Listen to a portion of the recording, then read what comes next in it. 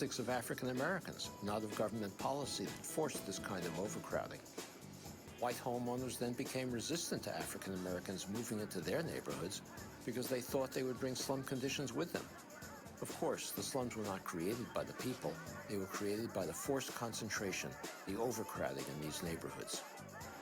Blockbusting was a scheme in which speculators bought properties in borderline black-white areas, rented or sold them to African American families at above-market prices, persuaded white families residing in these areas that their neighborhoods were turning into African American slums and that values would soon fall precipitously, and then purchased the panicked white homes for less than their worth.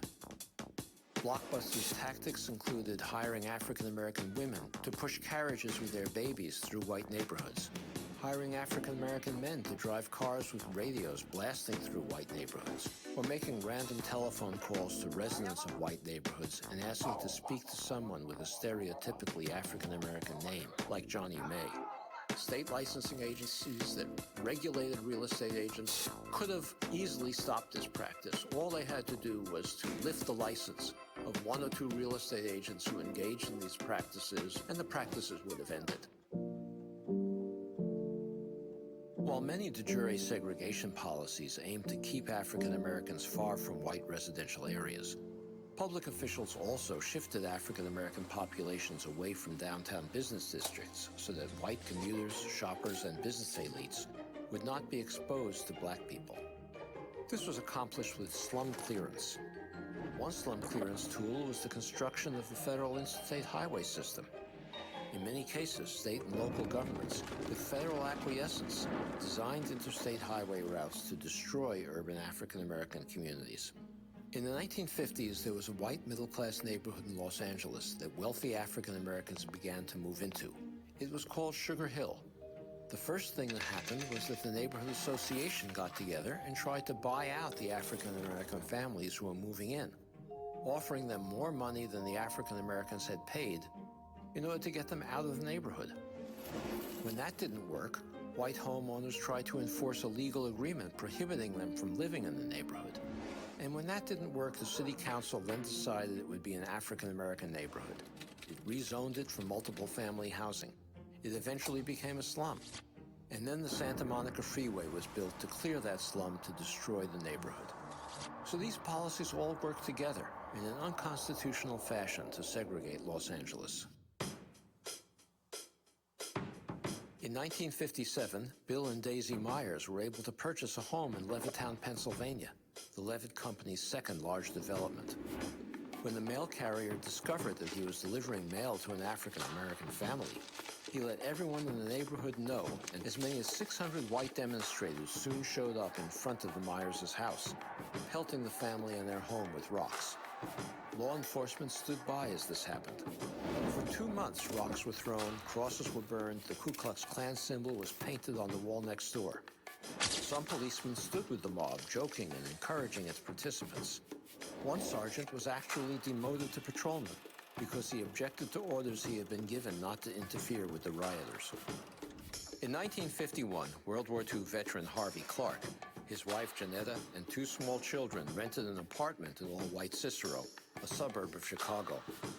When the Clarks refused to leave, a mob of 4,000 rioted, raiding the apartment, destroying the fixtures, and throwing the family's belongings out the window onto the lawn where they were set ablaze.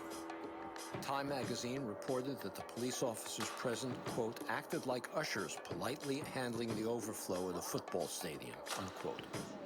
The only people that the grand jury indicted were Harvey Clark, his real estate agent, his NAACP attorney, and the white landlady who rented the apartment to him, as well as her attorney, on charges of inciting a riot and conspiring to lower property values.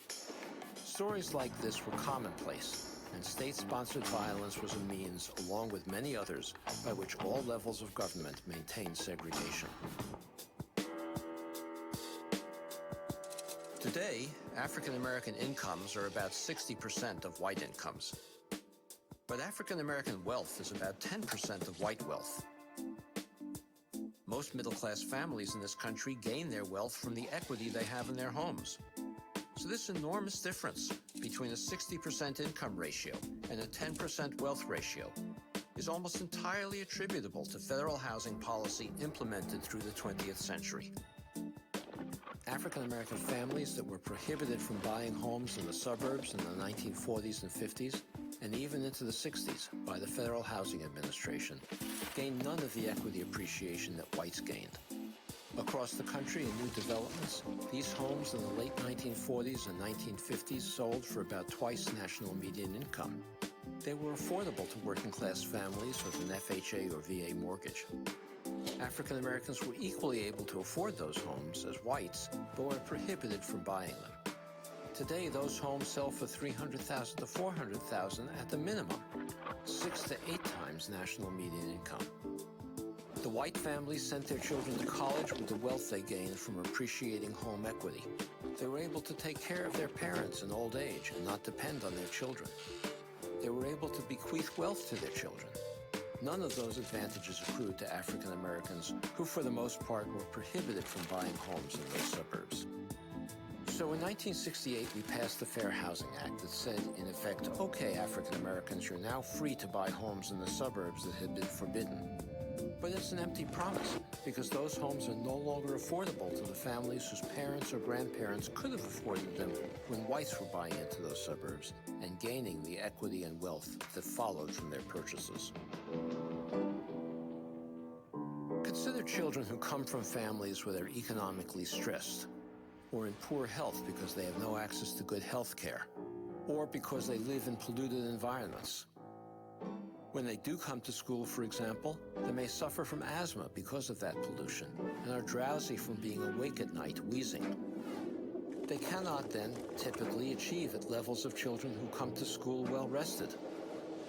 When you concentrate children like that in single classrooms, it's impossible for teachers to develop the kind of outcomes that they can in middle-class children who come to school healthy, unstressed, and able to pay attention to schooling.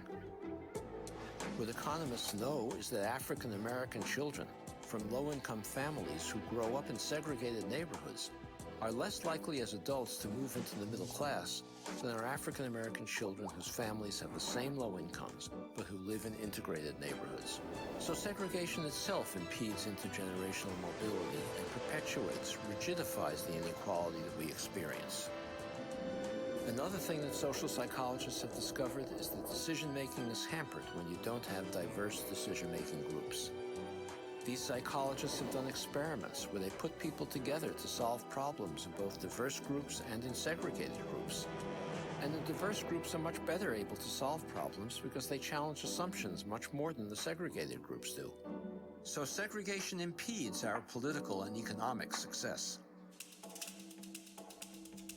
We have 3 provisions in the federal Constitution that prohibit the kinds of actions that federal, state, and local governments pursued to create residential segregation. One is the Fifth Amendment, which requires the federal government to treat all citizens fairly. Another is the 14th Amendment that requires state and local governments not only to treat citizens fairly, but to treat them equally. And then the 13th Amendment, which abolished slavery, also requires that we banish the effects of slavery, which Congress long ago determined was any form of second-class citizenship. So in fact, the prohibition on African Americans to purchase homes in federally subsidized white communities or the segregation of public housing created a form of second-class citizenship which was a violation of the 13th Amendment. We cannot reverse de jure segregation mainly with lawsuits. We must also build a national political consensus leading to legislation, a challenging but not impossible task.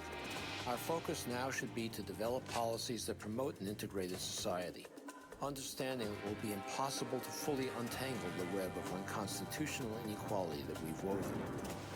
To begin, we should first contemplate what we have collectively done and, on behalf of our government, accept responsibility to fix it.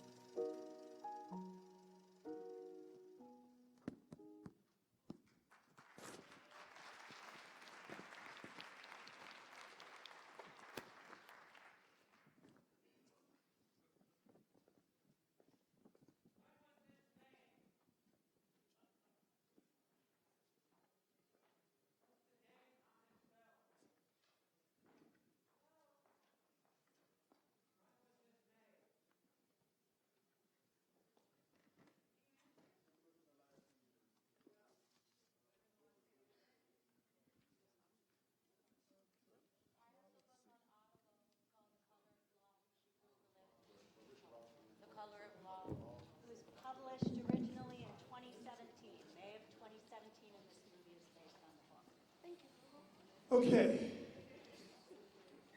I don't know the answer to the question, but it sounds like someone provided it. So I want to, first of all, acknowledge our guests for this first fireside chat. Willow Lungamam and Neil Flanagan are both folks who have worked on the issue of looking at the historical impact of federal housing policy as well as its impact in the District of Columbia. We're going to start with Willow. Willow, I can only ask you, having seen this, and I know you've seen it more than once, you know, what do you have to say about these housing policies within the context of what we're living with today? Well, first of all, I'd like to acknowledge that that's a lot, right? That's a lot of information in a very short period of time. Richard Rothstein is a law professor. Can you hear me? Richard Rothstein is a law professor. He wrote a book called The Color of Law, which is a book about this thick that details a lot of the policies that he's talking about in this very short film. There's a lot of other scholars, myself included, who have been studying housing policy and segregation. Yeah, this is not working very well.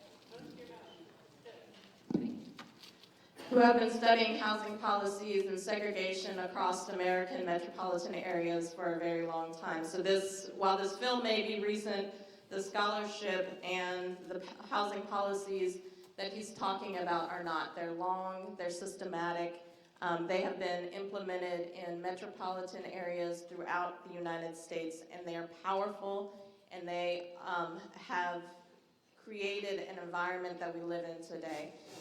And that is systematically unequal. And the point of Richard Rothstein, because he's a law professor, is to underscore the ways in which really bad microphones. Can we do without?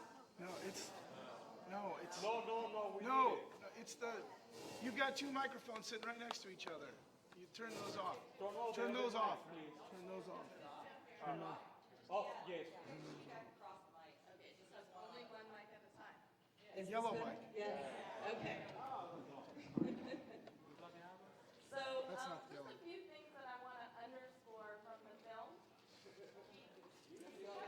The yellow one. The one that's yellow. We'll just pass one mic, how's that? Turn off The that. other one will turn on. Okay. So just a few things that I'd like to underscore from the film itself. First is that what he's talking about are policies that filtered from the federal government all the way down to the local government, right? So the kind of landscape that he describes, which is a landscape of vast racial and economic segregation in American metropolitan areas, including Washington, D.C. There are communities in Washington, D.C. that are almost exclusively African American, like in east of the Anacostia, and there are communities that are almost exclusively white and middle class, like here in Ward 3, right? And that landscape was not created by accident. It was created by systematic policies and practices that helped to create that landscape. And those policies and practices filtered from the federal government, policies like those that were enacted by the Federal Housing Administration, all the way down to the local level, right? There were planning agencies, there were housing agencies that helped to implement this policy. So that's one thing to remember, is that these policies acted at all levels, and they acted not only from the federal government and local governments, but they were enacted in communities, right? These were brokers, these were real estate agents, these were appraisers, these were homeowners associations, these were homeowners who were helping to enforce a landscape of segregation, right? And so it's important to remember that this is not only about changing laws, but this is also about changing the way we act in communities. This is also about changing the way we think about housing value, right? And the way we think about what a good community is. And fundamentally, a lot of those ideas have been structured by the landscape that we now live in, right? It's been structured by a landscape of segregation. So oftentimes what we think about as a quote-unquote good neighborhood is often associated with a neighborhood that's homogeneous, right? And if we're going to change that landscape, we also have to change our ideas about the landscape itself and about communities themselves. And so we're all part of this structure. The other thing that I would like to underscore is that this has been systematic, right? It is not something that the landscape that we live in is not something that came about in 5 years. It's not something that came about in 10 years. It's something that has been reinforced through the policies and the practices over time in our landscape that continue to reinforce themselves today, right? So while it may have roots in racial zoning that was adopted and legally enforced in communities like Baltimore and in Federal Housing Administration policies, these policies and practices had an uptake in lending and appraisals, in homeowners association covenants, codes, and restrictions about how we think about how we design homes, how we design communities, how we zone areas. And that systematic nature of the ways in which these policies have been put into place and into regular practice helps to reinforce the landscape that we see today. So dismantling this landscape of segregation also has to work at all those different levels, and it has to work across institutions and across communities. Sure. Of course. So one of the things that, Willow, you're making me think about is how does this begin to reflect itself in the world we live in today? And I know that this is something, Neil, that you have done some work on in your research about Fort Reno and other neighborhoods. Right, so just make sure everyone knows, the Fort Reno park across the street was an African-American community that existed prior to the suburban development of Ward 3. At its peak, it was probably about 300 or 400 families. The area was not just a rural remnant. It's very important to understand that it was actually a growing neighborhood in the early teens. And there was a deliberate campaign, first in private developers, and then very enthusiastically joined by neighbors and then the district government to clear it. But just to give you a picture about, we're talking about the racial wealth gap that Richard Rothstein talks about.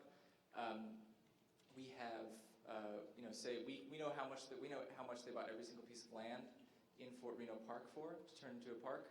It was about 25 cents a square foot at the time, and if you calculate that into 50 cents a square foot at the time. If you calculate that with interest on inflation, that's about $25 a square foot for just the land. If you look at some tax assessments around the area right now, what we're seeing is on the assessed value is at least $100 a square foot for the houses that are there now. And so in addition to losing their homes and their communities, they're not benefiting from the decades of price appreciation, not benefiting. The people who live there were when they were moved, were taken out of the opportunities that the neighborhood had, in addition to the immediate loss of the immediate loss of their homes, the 300% price appreciation on them, and other social benefits. And we can see that, you can see also in Fort Reno, there were, there was another trick, which is also once they had removed the African Americans from Fort Reno, there was a lot of effort taken to ensure that they stayed out of the area. And this was accomplished through a lot of private real estate practices, as well as a lot of public policies, such as not building African-American schools or segregated, at the time when rec centers in the 30s were segregated, none were built west of the park. So this sort of campaign of ensuring that they were closed off was a fairly robust process that was reinforced again and again. So I'm just curious, Willow, from the standpoint of the work that you and Neil and people like Richard Rothstein have been doing, which I think is something that is a growing field, can you talk a little bit about how that is emerging as a study area, especially at the national level, in terms of the kinds of steps that can be undertaken or are being thought about to dismantle or change the impact of those policies? So I don't know if everybody has been watching the presidential debates. Yeah. This is probably the first time that I've seen housing discussed at the federal level. Almost all the Democratic candidates have a housing plan. And some of those housing plans actually reference the redlining maps that you guys were introduced to today.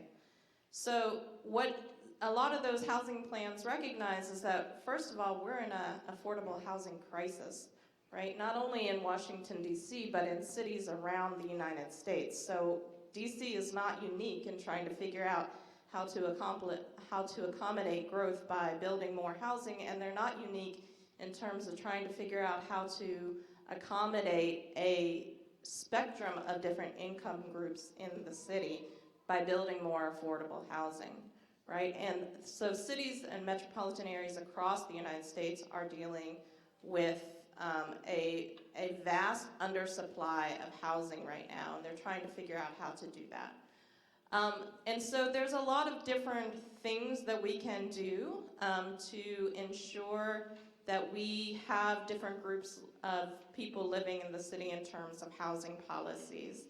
And one of the, just to underscore why we want different groups living in the different income groups living in the city, different racial and ethnic groups living in the city, is because it makes a better city, right? We want teachers to be able to live in the communities in which they work. We want firefighters to be able to live in the communities they work. We want a racially and ethnically diverse city because it makes us a more interesting, vibrant, and sustainable place, right? And so that includes policies that are about inclusionary zoning, which DC adopted recently. This is allowing making sure that each new development that is built here in the city includes some level of affordable protections for affordable housing. This can include rent control, which DC has already adopted, but also fixing any loopholes in rent control to make sure that it is still a sustainable and a policy that works.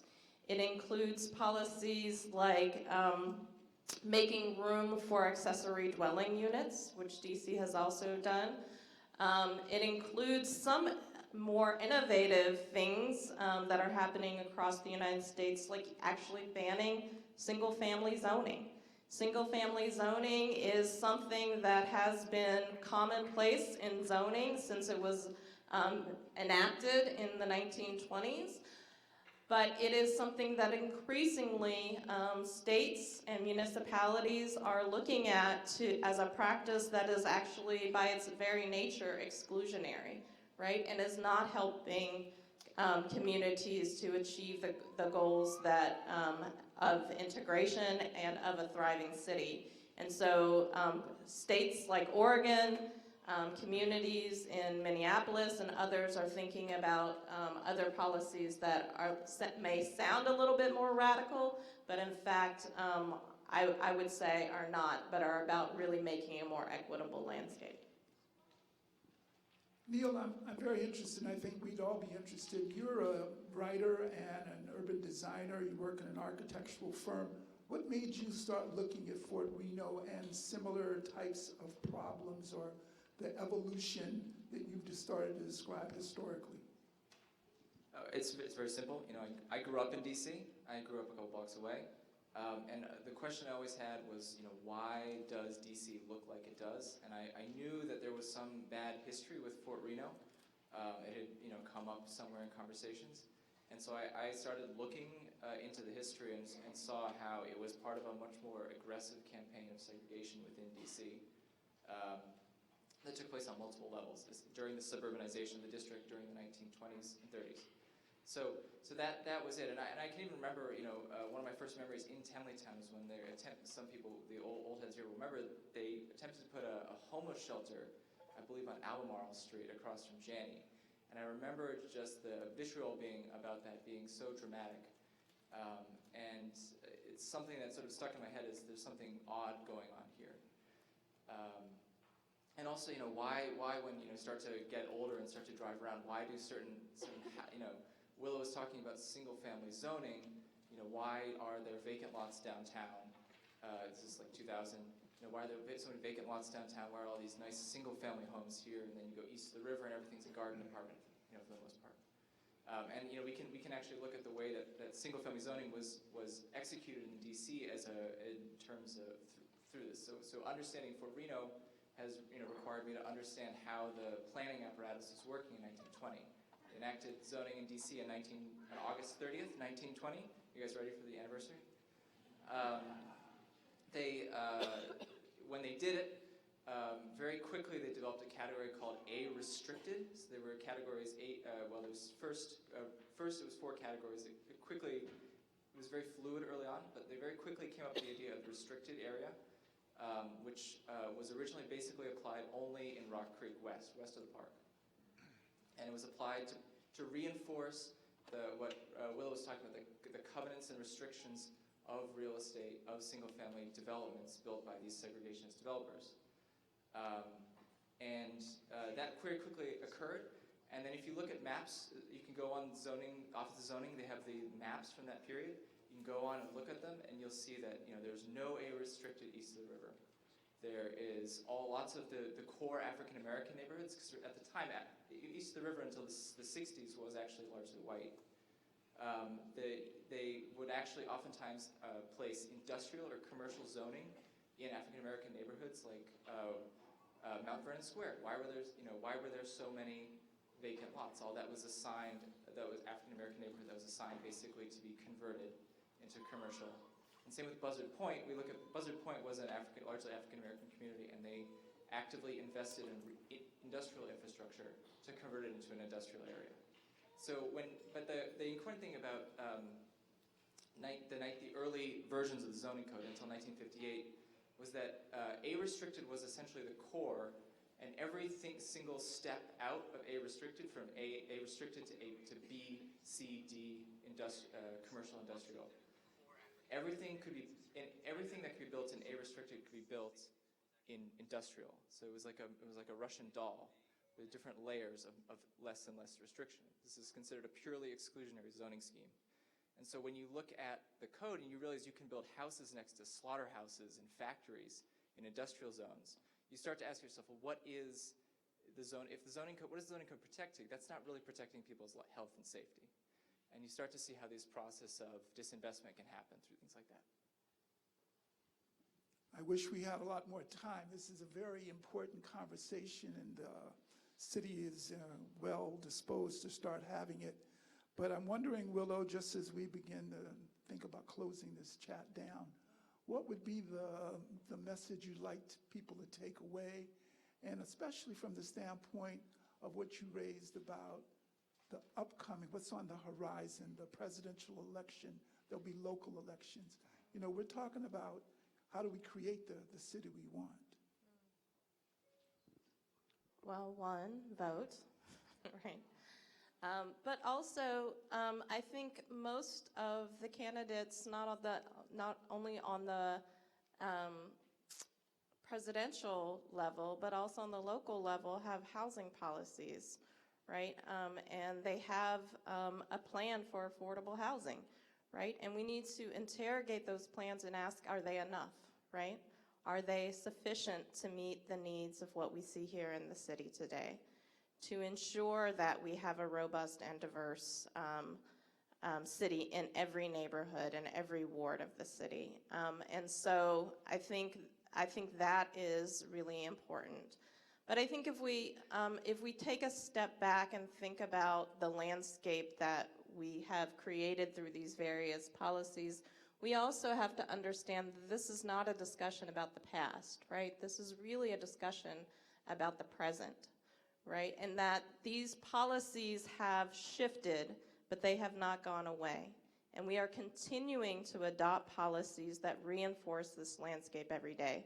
Single-family zoning is still here and active in the city, right? We still have mortgage interest deductions that disproportionately favor those who own their homes. We have a wealth gap in the city in which African Americans have 81, or whites have 81 times the wealth of African Americans, right? And So this landscape and these policies continue to be reinforced, and they're reinforced every time we adopt a new zoning code, every time we adopt new housing plans and policies. So we have to be very aggressive and outspoken about the ways in which we shift this landscape, right? And oftentimes we get into these debates that happen at the margins in communities about how to shift this, but we don't have more robust conversations that are about doing the kind of radical shifts that we need. And in fact, the FHA policies were radically shifted the landscape of American cities in a way that we have never undone, right? And we can't be tweaking at the margins of policies in order to undo this landscape. If we really want a more inclusive communities, if we really want a more inclusive city, we need to think bolder and more and a greater imagination about what that looks like. And so that is not just fighting over whether we're going to put this many units of affordable housing in this part of the city or not. It's about whether we're going to make space in this city for people to thrive. And so I would say, yes, the policies are important. Yes, there are things out there that we can do, and I could give you a long list of what that looks like. But in general, it requires each of us to understand that the city that we want can only be accomplished if we radically take on the ways in which it has historically and continues to systematically disadvantage certain people in the city, and that we don't benefit from that. I think that's one of the most important lessons that I would like to leave you with. In fact, I'm sorry, I'm talking a lot, but the city of Chicago did a study to talk about just if we reduced in the city of Chicago the segregation levels to the national median, which are high, right? What would that accomplish in the city of Chicago? And what they found was that it would increase income levels in the city by about $4.4 billion a year. That it would reduce homicides in the city by about 21 homicides a year, right? That it would increase education levels, and that about 83,000 more individuals would get bachelor's degrees, right? So reducing segregation in our cities is good for everybody. This landscape does not benefit you. Even though you think that your kids may go to a better school, you may get a better job, or your housing may appreciate faster. In fact, that's actually a false ideology that has been reinforced since the beginning of these policies. All right, Neil, I'm going to give you the last word anyway. So what would you say that we can close this chat out on with? And yeah. You know, personally, when we talk about the affordability crisis, we're talking about several things. We're talking about people who are on the streets. We're talking about people who have had to move out. We're talking about people who have who are paying too much in rent. There are people who are living in living arrangements, like a video talked about, that they're not acceptable.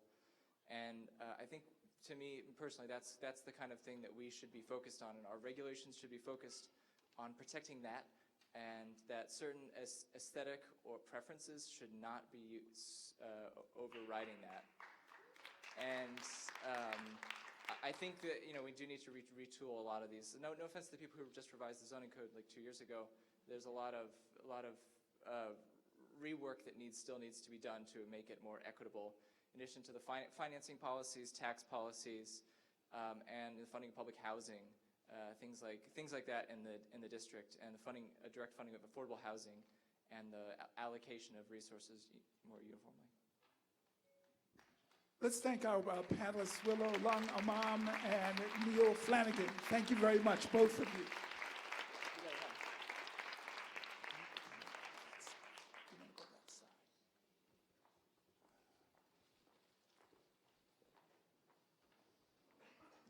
All right, that was a great start. I want to call your attention to the fact that we do have a program. If you haven't gotten one, raise your hand and they'll be handed out to you, because we want you to have the references that are listed in the program.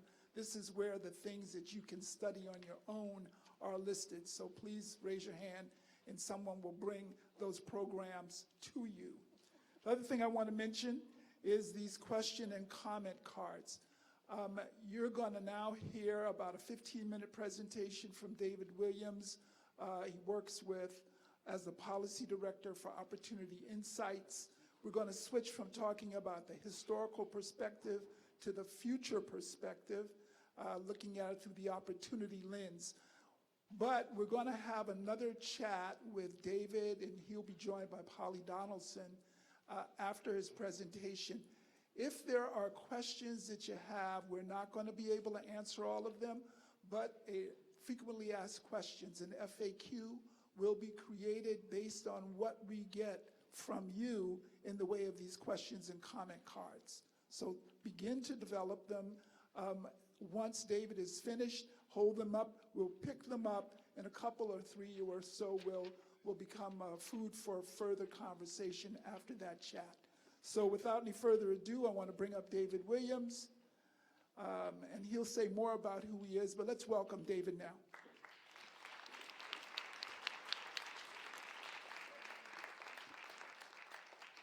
Thank you very much. Good afternoon, everyone. I need a little more energy, just a little more. Good afternoon, everyone. Thank you very much. Very happy to be here to get to talk about our research opportunity insights. Once again, my name is David Williams. I serve as the policy director there, and we are a research and public policy lab based at Harvard. And so we use big data to think critically around issues of economic opportunity and how that might apply to issues like housing policy. And it's my role to think around how we use that research and data to form partnerships and hopefully have an impact on the ground with cities, counties, states, and organizations who are trying to create more intergenerational mobility for their residents and the people they serve. I think this is my clicker here. And so one thing you might note, so this picture is not of Washington, D.C. I'm not from here.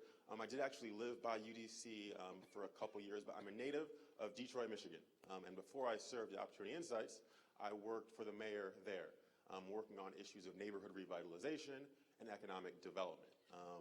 And as you might know, Detroit is a city that has struggled for the last several decades, lost over 1 million people in terms of population over the past 50 years.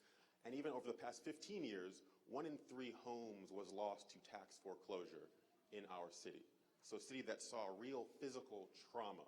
And it was our job to think about how do we rebuild in a sustainable way. And we actually started to see some progress, that we're getting rid of blight, starting to see investments come back into our neighborhoods. But I think something that we continue to think of was, as we're seeing this progress and development, are the families who've been there through the hard times, are they really benefiting, right? Is their quality of life improving? Are the outcomes for their children going to improve based on the progress that we're making? And I now work for a group that actually uses data to help try and answer some of these questions. And I'll give one example of that. So some of our research looks at economic mobility over time. And thinking around, what is the American dream? And I think for a lot of us, there's the assumption that if we work hard, if we provide for our children, they will be more successful than we are, right? They will grow up to earn more than their parents did. And so we can actually test that assumption by using data, right? So looking at historic IRS records, tax records, comparing the earnings of parents to their children. And what we see is that for folks who were born in the 1940s, the idea of the American dream was a virtual guarantee, right? Over 90% of folks born in the 40s grew up to earn more than their parents. But what we see is that that dream has faded dramatically. So much so that by the time you get to folks who were born in the 80s, like myself, that dream, that guarantee has become a coin flip, right? It's a 50-50 shot whether or not you will grow up to earn more than your parents. And in many ways, that really animates our research, because I think, in a certain sense, that's at a lot of the core of the frustration we see politically and socially today, that guarantee of prosperity, of upward mobility, has become so fleeting for many. Within another issue of mobility, we can look at it geographically. And this map, what it's visualizing is we actually have access to the IRS records of 20 million folks. So we're able to look at their long-term outcomes based on where they grew up. So what this map is showing is economic mobility rates for folks who grew up in low-income families. And so these areas in blue in the upper Midwest and on the coast are areas of very high rates of upward mobility, higher than any data we see in any other country in the world. So in places like Salt Lake City in the Great Plains, folks who grew up in families that were making around $25,000 when they were children grow up to earn on average upwards of $30,000 and $40,000. Very high rates of upward mobility. Whereas you have in the Rust Belt in places like Detroit and Cleveland, and in the Southeast, much lower rates, where on average, if you grow up in a low-income family, you grow up and remain a low-income adult. And so thinking around these issues of geography, what does that mean for policy?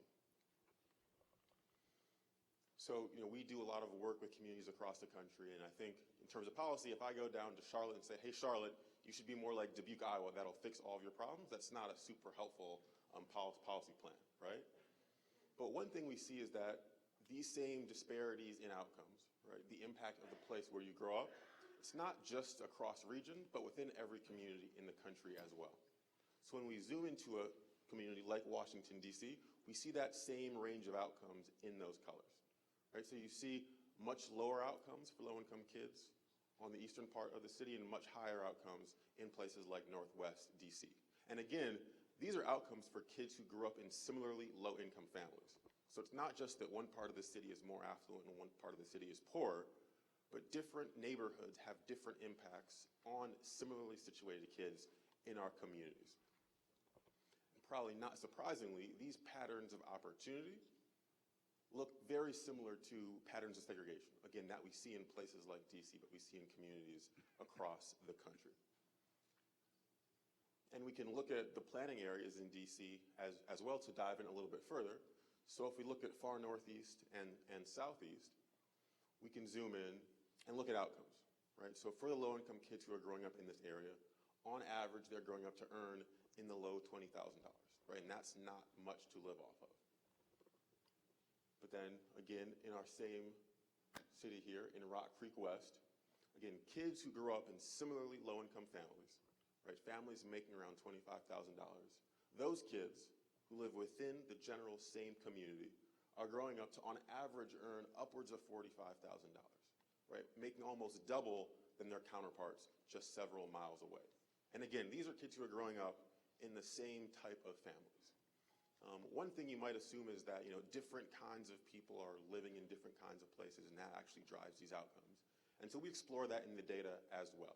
And we actually look across the country at around 7 million families who move from different communities to others. And what we see is that there's a real causal impact of neighborhoods, right? It's not just that certain kinds of people live in certain kinds of places, but actually that place has a real impact.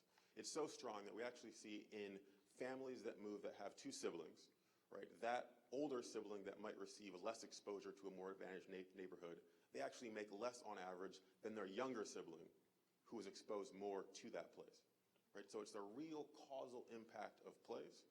So it makes us think critically around what are neighborhoods doing, what's the impact they have on families and children. And we can think about housing policy specifically. So one, we overlaid here some of the census tracts in DC that have a greater proportion of Section 8 vouchers, of families who are able to use housing choice vouchers, so oftentimes or generally low-income families. And we see there are almost none in Rock Creek West, and even compared to other communities in Virginia and Maryland. So in some ways, our current housing policy, not just historical housing policy, is still perpetuating these patterns of segregation that we've seen for the past 50 years. And so one thing we've done, so we work with communities on pilot programs and actually thinking around, are families who use vouchers, are they using them in certain places due to choice, or are they actually facing barriers in the housing market and testing that rigorously with scientific experimentation? And so we worked with the housing authorities in Seattle and King County to say, hey, if we actually give families coming off the Section 8 wait list support and education and resources, where do they choose to live? Right? Do they stay in some of these higher poverty, low opportunity neighborhoods, or do they more so move to places that have better opportunities in the data for low-income children? So we provided customized search assistance and housing navigators to families. We helped recruit landlords in some of these higher opportunity places and provided short-term financial assistance to these families during the move process. And what we saw was very dramatic. So typically in Seattle, around 10% of families with housing vouchers ended up in neighborhoods that we call higher opportunity, that the data shows low-income kids have better outcomes there. In the group who didn't receive additional services, we had pretty similar outcomes. Around 14% of those families moved to these higher opportunity places. Of those families who received that housing search assistance, that information about high opportunity places, almost 4 times as many families moved to these higher opportunity neighborhoods. So it looks like once you actually provide that support, which is relatively inexpensive, we're empowering families to make the best decision on their own behalf, and we're seeing families receive a much broader sense of outcomes and much more opportunity to move to wherever is best for their family. So we see here these areas that you might not be able to see in blue are these higher opportunity places in Seattle and King County. These red dots are where families typically moved, and then these green dots are these families who receive this support. So they've really received access to a much broader set of neighborhoods and in some sense are starting to break down those barriers that we see in housing markets across the country. And one thing that I found very heartening as well is that not even families who moved to higher opportunity places, but just all the families who received those services, they were much more satisfied with the neighborhood which they moved to and felt much more sure that they wanted to stay in that place. So even if they're not moving to places that have better outcomes, they're still empowered to make the best choice on behalf of themselves and their families when we're starting to break down these barriers. And we see that this has real impact, right? It's not just about where you move or a unit of housing, but it has real tangible impact on families and children. So we see in the data that families that have the opportunity to move to these higher opportunity places, their kids will on average earn more than $4,000 per year and over $200,000 more in their lifetime. And that this, in a sense, can actually reduce the income gap between low-income and high-income children by almost 25%. So it can really start to help us make real inroads in starting to lessen those disparities between high and low-income families. And we did one other overlay as well, looking at affordable housing developments in DC and the region.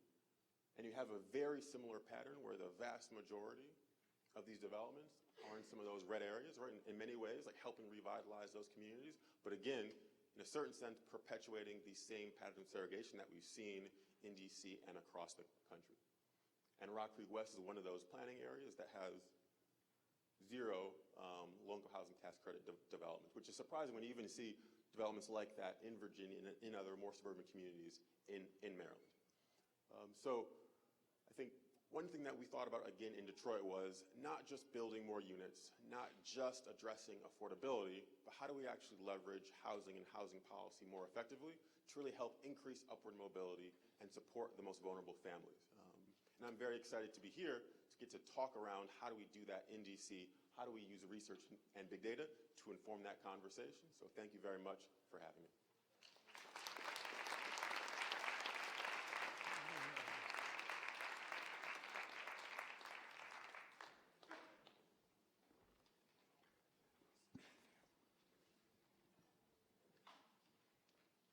Okay. So thank you. We've been working the one mic thing, and it's been effective, so thank you for going along with that. David, thank you very much. I'm happy that we're joined by Polly Donaldson, the Director of the Department of Housing and Community Development. So once again, another very provocative presentation, a set of slides, and they will be made available to you after this meeting so that you can study them, and they were worth studying. I want to just ask a real straight-up question of you, David, and then Polly, I'm going to turn to you. Why do integrated communities, why do integrated neighborhoods matter? So, something that we see in the data is that exposure matters. And neighborhoods matter, and it's the people you're around, social cohesion, and community really matter. And I think that's pretty intuitive for a lot of us, but it's interesting to actually see that in the data. So it's funny, so coming from a mayor's office, I think the mantra was always jobs, jobs, jobs. Right? How do we create opportunity through employment? And of course, jobs are very important, but if you see on those maps, you have cities like Charlotte and Atlanta that have been growing tremendously over the past 10, 20, 30 years. But they have some of the lowest mobility rates in the country. So there's a real kind of human capital questions about how do we actually connect low-income kids especially, to these opportunities. And so something we see in the data is that, and it's interesting for me in particular, is that for kind of black men in particular, for black boys who grow up, who may not have a father in their own household, but when they grow up in a neighborhood that has more black fathers specifically present, all those young men grow up to have better outcomes, right? So being able to see someone that shows a path to college and to a stable career, again, we literally see in the data, has outcomes on kids' long-term prospects. And I think being able to actually see that, and it being a concrete thing, is very powerful for me, and I think reinforces the fact that where you grow up, what you're exposed to, is so essential. And I think, obviously, housing and housing opportunity influences that exposure and where you're able to live. So I think it's central to these conversations around how we can actually lift up everyone in our communities. Thank you. Polly, in the work that you're doing and other agencies, the mayor has set a very ambitious goal of 36,000 additional affordable housing units. But in addition to having set that goal, what is being done locally to promote what we've been talking about? Great, thank you, Don. Great to be here this afternoon. I think many of you in the audience, I know, are active and engaged advocates and know that Washington, D.C., under the leadership of Mayor Bowser and Councilmember Bonds and the council, have invested more in housing than any other city per capita, particularly in our Housing Production Trust Fund. Since 2015, we've invested over $500 million in affordable housing, but we've also looked not just at production, but also at preservation, looking at preserving our existing affordable housing, because we don't want to lose that housing stock, but also looking at home ownership and increasing the amount that we invest in our down payment assistance program known as HPAP, Home Purchase Assistance, that really provides for low and moderate income families and individuals the opportunity to have that mobility, to build equity, to be able to have that investment as well. But what we really know, and I think the mayor's been very clear in expressing this, is that we must do more.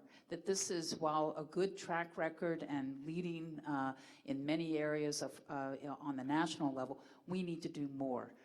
And that is where I think the Housing Equity Report has really provided, and there are copies available, and I encourage you to really take a look at the report and particularly at the maps.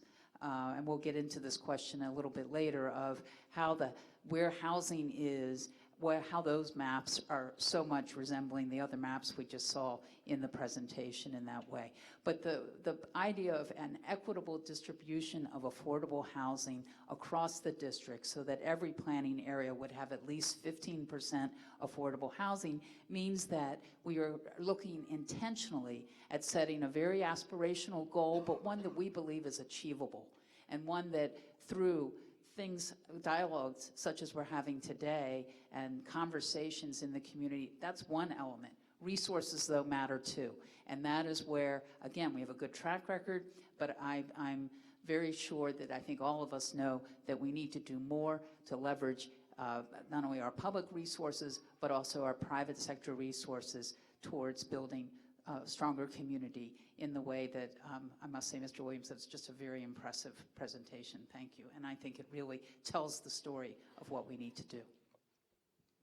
I want to just draw down on a little bit more of what you have been working on, because we had a few weeks ago a presentation at a program, a community-wide program on housing affordability to focus on this. Housing affordability as well as opportunity impacts people and families in many different dimensions. It's not just where they live or having a roof over their head. I think it would be helpful for folks to understand that. Sure. I mean, I think a great example of that is the correlation between health and housing. Really looking at that if you are housing cost burdened, you are then not necessarily able to perhaps afford all the food that you need to have a healthy, thriving diet, or you're not able to take advantage of other opportunities for that will contribute to mobility, upward mobility, but also economic opportunity. If you look at the maps of the major health factors, everything from life expectancy to other major health measures, you will see that the housing map and the population map and the health outcomes map are very similar in showing that the divisions are geographic in that way in the district. And I think that with our Department of Health, with the Health Equity Index that they have developed, and correlating that to the housing equity work that we are doing and have set goals for, is going to really begin to make a difference for the holistic condition of families here in the district, and how they will be able to thrive, and to be able to really look at how to become more mobile economically as well. David, you began to talk about Seattle.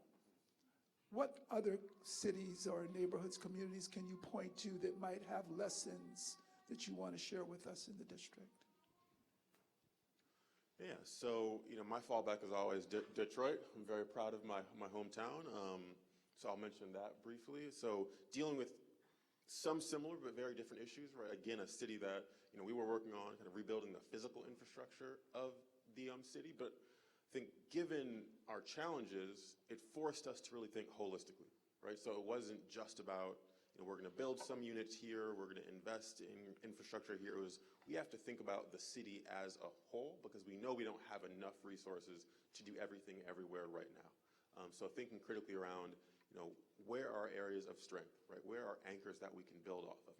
How can we invest in housing, both market rate and affordable housing, in commercial redevelopment, in streetscape, in parks, in ways that rebuild our neighborhoods in a sustainable fashion, right? So I think, again, the challenges are different in different cities, but finding a way to think holistically around the issues and not just working in our silos, I think is a lesson that I learned from working in my hometown. And I think that's why it's exciting to be here, because I think in the housing space specifically, thinking around the equitable distribution of housing is something that I think not a lot of cities have the political wherewithal to do at this same scale, right? So I think thinking about it, not just an individual project by project, but how do we leverage housing to make a more equitable and economically mobile city and district, I think is exciting, and that's why I'm here today. So I think, just thinking holistically and leveraging these different issue areas to create better and healthier communities for all of our residents is what excites me.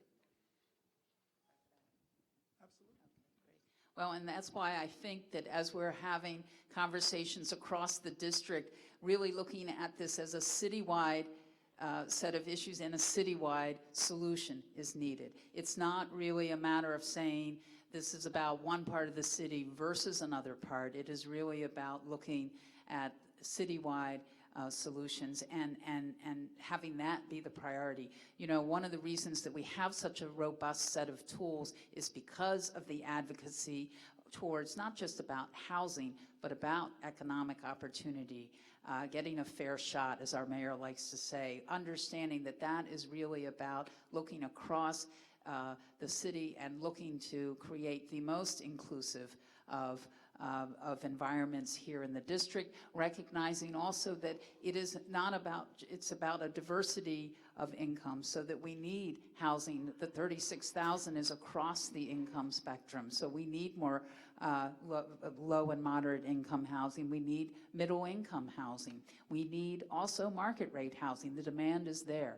We are trying to address the overall supply issue, but also with the equitable lens that's really going to make more, as you say, holistic change in the District of Columbia.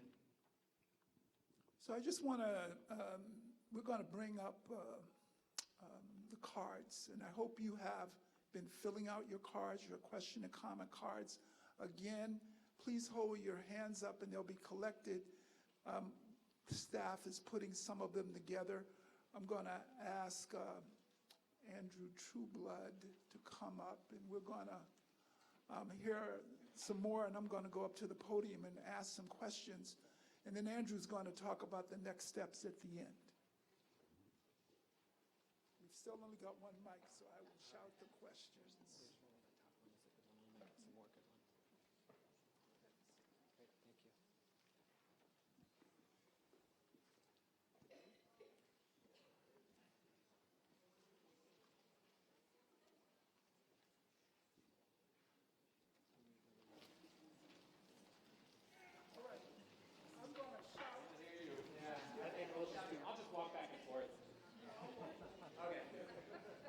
fact, I'll just stand here. How about that? So I've got a bunch of them in my hand here, and I'm going to go with the ones that are shorter. How does your analysis in the housing equity report take into account rent control? It's not directed at anybody. Andrew? Thank you for that. And I guess we've had a really good conversation this morning. It is worth saying, and it's been mentioned a few times, but explicitly saying the mayor has a housing equity report that has set housing goals for that 36,000 and that 12,000 by planning area. And that, I think, is what this is referencing. There's a good deal of data in there. We look, in a different cut than David took, we look at all of our subsidized housing, that is rent restricted and income restricted housing. And it finds, you can actually look at some of the maps we have in the back, a differential just like you've seen. I would say you can look at any of the measures of cost of housing, income, race, and you see the same thing. And so, we can, there's data that we can look in any way we cut, whether or not you count rent control, it all tells the same story. Which is one, I think, looking forward, is this is an area of high opportunity. And we are, that is something to be proud of and excited by and something that we need to leverage. And so that is what we're thinking about looking forward with our goals, is using the tools we do have, like Housing Production Trust Fund, like low-income housing tax credit and vouchers, to really make sure that all parts of our city have diverse housing opportunities for our residents. So the answer is, any way you cut it, there are great inequities across our city-owned housing. I can get you the data, or it's all. I can tell you, it has the lowest amount of affordable housing, the lowest amount of housing at any income level. Rent, whether you look at census data, whether you look at our data, every way we look at it, this is an area of opportunity where we see we have the opportunity to create more affordable housing opportunities. And that's what those goals speak to. So here's a pretty direct question, and this is for everyone on the panel. Do you believe that housing is key to poverty reduction? Why or why not? David, you want to start? Yes. But I think the reason behind that is that, especially in our research, and I think in kind of work the community folks do, just the observation that neighborhoods really matter, right? So there's a lot of other issues that matter, but the place where you grow up is really crucial to the long-term outcomes we see, especially for kids who are growing up in low-income families. And I think housing is just so central to community, right? To live somewhere, you need a place to rest your head, and that hopefully is a home.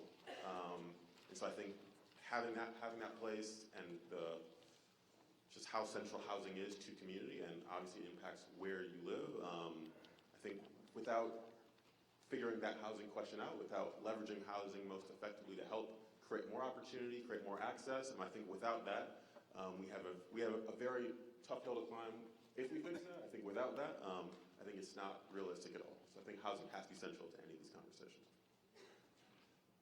I think Polly's biased, so maybe housing is fundamental.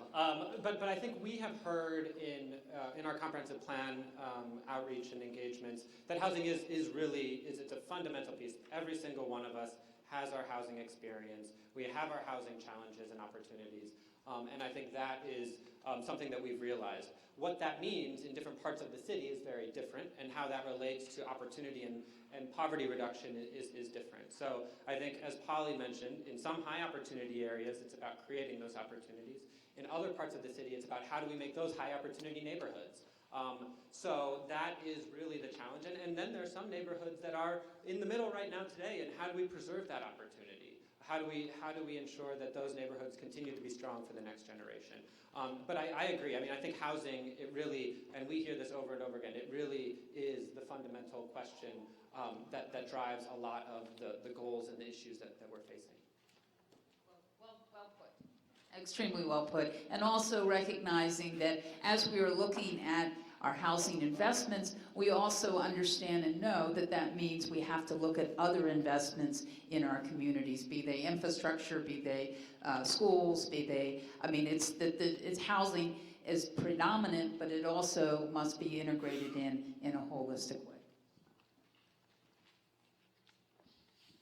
Okay, I'm going to give you one last comment, question.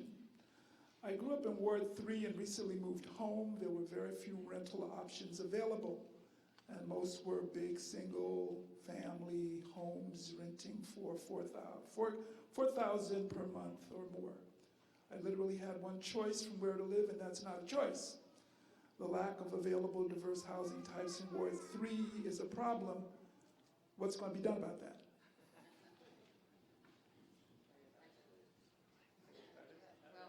Started. I would turn that question back and say, what are we all going to do about that, meaning you as well? It is really, you know, certainly in terms of priorities, policy priorities of our housing policy going forward over the next year, our investments over the next year in terms of funds and combining those, really working to make it so that we can achieve the goals that the mayor has set. And you know, this I'm actually going to kind of transition, or this is some of the things I was about to say in the wrap up about next steps. But there are a whole number of opportunities to have this conversation moving forward. One that is happening right now is the public review around our comp plan, which really seeks to address these issues of housing and equity head on. There's opportunities for you to provide feedback through December 20th and through your ANC through January 31st. We propose really leveraging transit-oriented development and our corridors to create more housing opportunities in this particular neighborhood, but really all across the city. I think there are additional opportunities moving forward. The Deputy Mayor for Planning and Economic Development each year holds an open house that will be happening in the next 60 days or so. The Mayor's Budget Engagement Forum, speaking about how we put our investments towards these things, will be happening in February.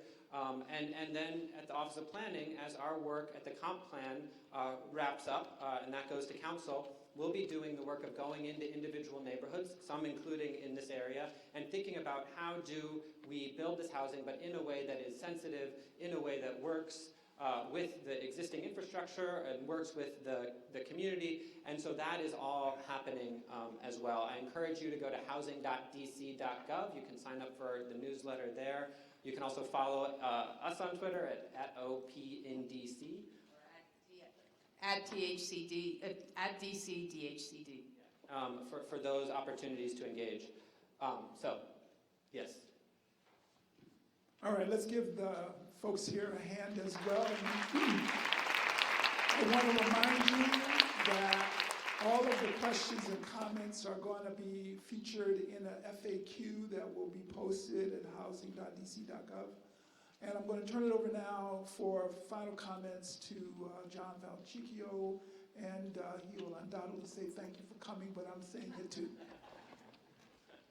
Well, definitely, Don. Thank you, Don, for getting us through the day this afternoon. Let's give Don a round of applause.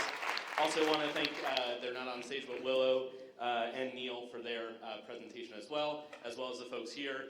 Did folks like David's presentation?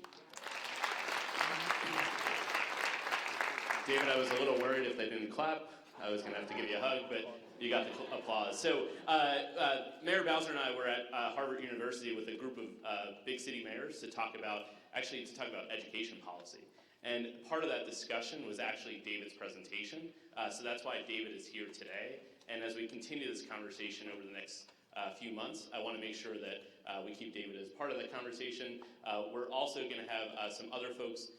The Mayor's Office of Policy is here. They're going to be leading some engagements as well, in addition to OP, DHCD, DEMPED, and others. So I also, a day like today doesn't just come together. So there's staff from OP. Can you guys raise your hands? DHCD, DEMPED, the Mayor's Office. I want to thank you all for the work that you did. You know, it's funny, we were talking about how we have this conversation and how we frame it. And I said, who's going to show up for something that's subtitled, How Land Use Policy Impacts housing opportunity across the district, but a testament to you all for coming out and being part of the conversation, so I want to thank you for that as well. What we're going to do is we're going to do two things. One, I'm just going to ask all the folks who are stage participants, we'll just kind of line up on the front of the stage. If you have questions, comments you want to share, please come on up afterwards. And then also, I want to ask folks to continue the conversation online on social media. Use the hashtag 36,000 by 2025. So 36,000 spelled out, or spelled out. You got that right? Oh yeah, there it is. Thank you. It's in the red there. 36,000 by 2025. That's a way for us to track sort of your comments, your feedback, your questions, and respond and engage there as well. So you could do that today. Actually, you could do it right now if you'd like. But do that today. If something pops in your head during the week, we're going to be checking that throughout this conversation. I'd like to lead with one example because I know we had a conversation this morning about the comp plan, the future land use map, and I know there's a lot of feedback that folks want to give, and we're open to that feedback. One thing I do want to talk about, on a cold day like today, we tend to be California dreaming. Is anybody else dreaming of warm weather? Yes? Okay, great. At least somebody in the front row is. And I think of the example of LA, right? So in 1960, Los Angeles had a population of 2.5 million people, right? So let's think of these numbers, 2.5 million people. By 2010, they had a population of 4 million people, right? And their zoning map and their zoning policies actually in 1960 allowed for housing that would house up to 10 million people. But because of changes throughout the time up to 2010, the housing map and the housing regulations only allowed for housing of 4.3 million people. So the population went up 60%, but the allowable housing went down about 60%. So we have an important conversation in front of us with the comp plan. We have a chance to talk about what the future of the city looks like, and if we're going to grow, we're going to have 36,000 new units by 25, and we're going to grow beyond that. We need your help to make sure that the comprehensive plan and the elements and the future land use map reflect our values. So I thank you all for coming today. We're going to have the participants come up front to be available for you, and let's take the conversation online, on social media, using the hashtag 36,000 by 2025. Thank you, everyone.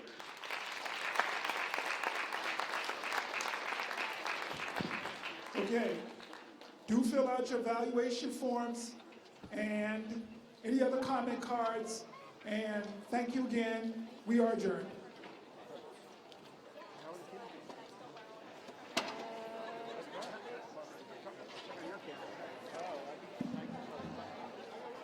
None of your kids are getting that. No, they both go to school. They both what? Go to school. They would have gone by there.